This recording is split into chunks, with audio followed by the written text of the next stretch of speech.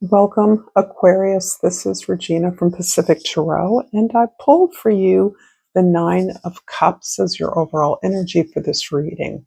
This is a beautiful card of contentment, satisfaction, really feeling like you are in a place of successfully leading yourself through and verifying your activities from a place of emotional strength, from a place of identifying what is truly aligned with you and what supports you, what makes you feel good, which surprisingly is not always easy for many of us if we haven't learned that uh, things can feel good and be consistent in our lives. Things can be aligned with us and not betray us, that we can open our hearts and not be hurt. And this is you more clear-eyed, aligning yourself with relationships and opportunities that understand your value, understand your contribution, your participation. This is a beautiful energy of feeling good about what you've created in your life and who you are. There's a sense of belonging in this energy that I like very much for you, Aquarius, one who is often identified with being odd, an odd man out, an outsider, marginal, kind of on the sidelines, people not really getting you. This is completely to the contrary. You are in the center of your life and you're in the center of your world. This is a general reading, so it isn't going to resonate for all of you. If you're interested in a personal reading, information for that is in the description box below. I welcome all of you and particularly value the time that you spend with me. So for your present energy, the Knight of Pentacles, I love that this card indicates this sort of digging your heels in and slowing everything down, allowing your life and the circumstances in your life to suit you, to move at your own pace, to not feel the urgency of the rush, the buzz, the wild chase of opportunities and relationships that feel fleeting and many times are merely superficial. You're really trying to get a feel for your own vision, not just what it appears to be in your dreams, in your fantasy, in your imagination, but what it feels like in your body. In other words, what are the practical steps, particularly what is the first step towards that vision? How are you organizing and sorting out your affairs so that you see a process moving forward, a procedural pathway to something that you want to create of long-term value? So this is really calming energy. It's grounding energy. It's keeping you real with not only your community, but with those relationships that you are collaborating with. And this is clarified by the selenite. Looks like a clear quartz. And the key word is spiritual awakening. I'm a spiritual warrior of the light. And I love the idea of a warrior of the light. And what it brings to mind for me is soldiering, being a soldier of love, the title of one of Sade's songs, that has the tone of not violence, not military discipline, but of showing up consistently, regularly as gentle to yourself, gentle to others. This kind of warrior understands that the light of love is enlightening, is uplifting. It makes our path easier when we're kinder to ourselves, we're gentle with ourselves and naturally with others. For many of us, being gentle and kind to others is easier than doing that for ourselves. And this is really saying they go together. You can't do one without the other. You can't be kind to people and then disrespect yourself or belittle yourself or demean yourself or be judgmental about things you've done in the past or in the present, particularly in the past. So there is an energy of forgiveness here, of accepting yourself exactly as you are and empowering that vehicle, that innocent, pure light to propel you forward. I'm going to clarify the Knight of Pentacles with the Judgment card and the Eight of Swords. There's a lot of judgment here, a lot of judgment that is a part of the way that your mind works when you're working out strategies, when you're looking towards those things that are possible opportunities or relationships, ways to set them up, to move them forward. The opinions of others may be kind of raining down on you consistently and causing a sense of being bound tight, unable to move. And this is clearly an effect of overthinking. Most of the restrictions take you into another place, another time, another relationship when things may have worked out or may not have. Ultimately, it takes you out of the present moment.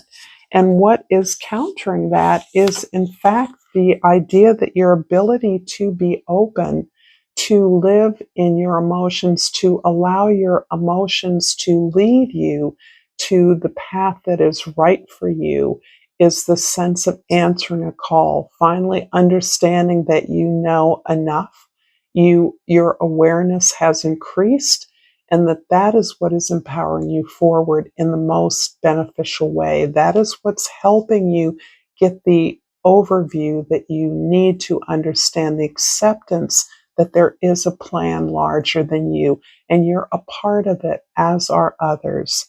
So you see an opportunity here to make something that you may have teased at in the past, particular gift, a way of being, a particular path even or activity that you now know how to make work. You now know how to make this successful, but it's on such vastly different terms than you once imagined it or you thought it would be. In the past, we have the Fool card, and this shows me your commitment and your faith in who you are. And there then is no surprise that because you've already taken this risk to invest in yourself, to believe in yourself, to know that no matter what comes up, you can do it. It's almost gamifying life by allowing yourself to be vulnerable, allowing yourself to be creative, to be joyful in the moment, in every moment, to simply stay in the present and to show up that way. So in that way, it is not a surprise that you are testing yourself. Life tests you, continues to test you, right? There's all these other opinions about who you are and what you should be doing. And yet your commitment to investing in yourself, in believing in yourself, is what's netting you this greater consciousness and awareness that you have all you need as a result of your life's experience to move on the path that is going to take you to a place that is a reflection of your authentic self, that throws open the doors of the future with excitement, with belief, with joy, with lightness.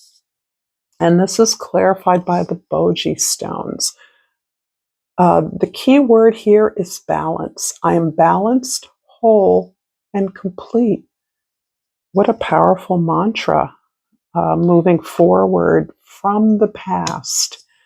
This is clarified by the Queen of Wands and the Six of Swords. This is incredibly sexy energy. And by sexy, I mean your magnetism, your determination to achieve something that comes from your heart is exuding a real erotic charge to people. This is other people find you irresistible. What it is you desire, what you communicate about where you're going, people believe you, and they are willing to follow you, to bring you the resources, the connections that you need because of your strength, your power, your determination. This is beautiful confidence. The Six of Swords is all about, yes, I've left the old behind. I leave behind environments where I can't contribute in a way. I can't be seen. I'm not valued. I'm not heard. This is also about understanding that perhaps you didn't belong in the past, and instead you've picked up your energies and you're moving to a place where not only you can make a contribution, but where you can better understand why those circumstances of restriction existed at all. In the future, the Eight of Cups. Everyone's getting this. The Eight of Cups is about the strength, the courage, the perseverance, the discipline you've gained from your relationships, opportunities, and experiences in the past that have fortified you to move forward boldly towards something that is deeply significant to you. You are defining yourself here. You're defining your path, and you are doing the work. You're investing in it, in yourself, in a way that you may have invested in your relationships in the past. This is all about applying the same skills, interests, dedication, loyalty to yourself that you have gifted to other people. And this is coming from a place of being ready to move forward, to make a mark in the world, to show up for something that others can see. It's like a public declaration of your commitment. And the crystal clarifying this is the Libyan gold tektite, and the key word is manifestation. I manifest positive outcomes. I love this. This is very clear and indicates to me that your efforts, your manifestations are coming from a place of your heart, of your center, of your emotional experience, of your vulnerability, of having learned from how to employ and apply that energy appropriately, making big changes, connecting to people at this deeper heart level so that you are in automatic agreement that you can work together for something greater than yourself. The Eight of Cups is clarified by the Nine of Swords and the High Priestess. The overwhelming deep sigh indicates that this is about letting go of suffering. And it also shows me that you have suffered quite a bit. You have felt excluded. You've been consciously hurt by others who just didn't see you as a part of their efforts, of their community, of their best life. Whatever it is, you have suffered it and still given it your best contribution possible. And you finally understood that by surrendering to and accepting the necessity of those experiences, you've learned a lot about yourself. One of the things you've learned is that life doesn't have to be a struggle.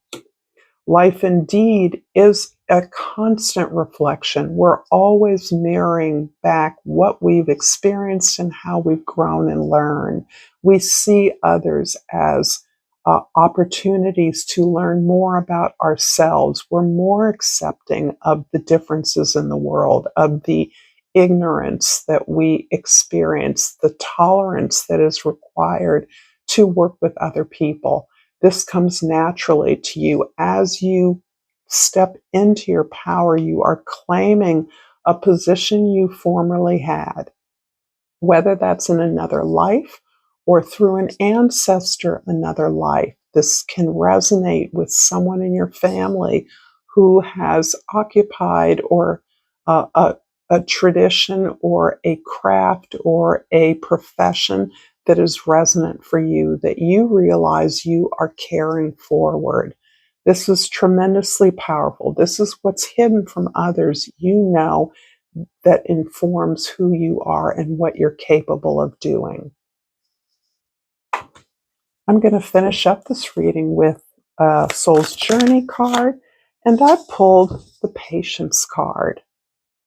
I like this very much. This is resonating with the energy I believe that you are gifting yourself and others in your ability to surrender to difficult circumstances and still succeed, still be victorious, still move forward and make progress.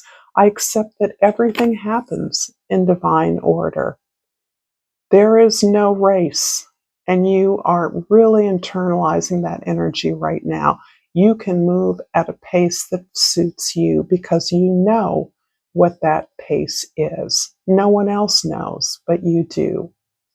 If you've enjoyed this content, please check out more here. And until next time, Aquarius, namaste.